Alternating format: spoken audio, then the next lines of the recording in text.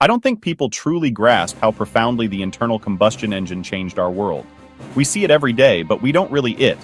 It's the invisible force that dictates the rhythm of modern life, the unsung hero humming beneath the hood of civilization itself.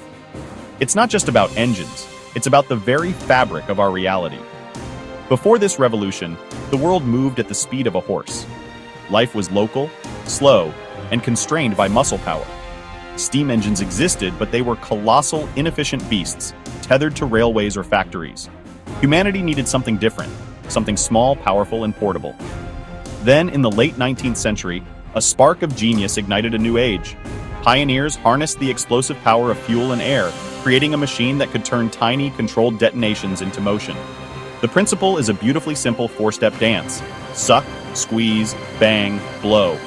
An air-fuel mixture is sucked into a cylinder, squeezed by a piston, ignited by a spark, bang, and the resulting force pushes the piston down, creating power.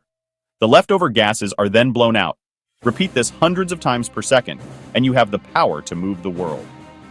Suddenly, the horizon wasn't a limit, it was an invitation. The automobile gave birth to personal freedom, the road trip, and the suburb. For the first time in history, ordinary people could decide where they wanted to go and when. It redrew the maps of our cities and the maps of our lives, but its impact exploded far beyond personal cars. It became the workhorse of civilization. The food on your table? It was planted, harvested, and transported by machines running on internal combustion. Tractors, combines, and refrigerated trucks form an unbroken chain of power that feeds billions. It powers global trade, with colossal ships and endless convoys of trucks creating a planetary circulatory system for goods. That phone in your hand, the clothes on your back, even your Amazon deliveries, all are delivered by the power of controlled explosions.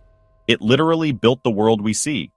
The skyscrapers that touch the clouds, the dams that hold back rivers, the highways that connect us, all were carved out and erected by diesel-powered giants.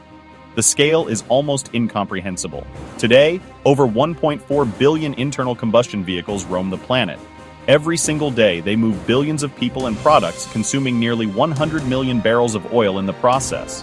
Without them, our economies wouldn't just slow down, they would instantly collapse.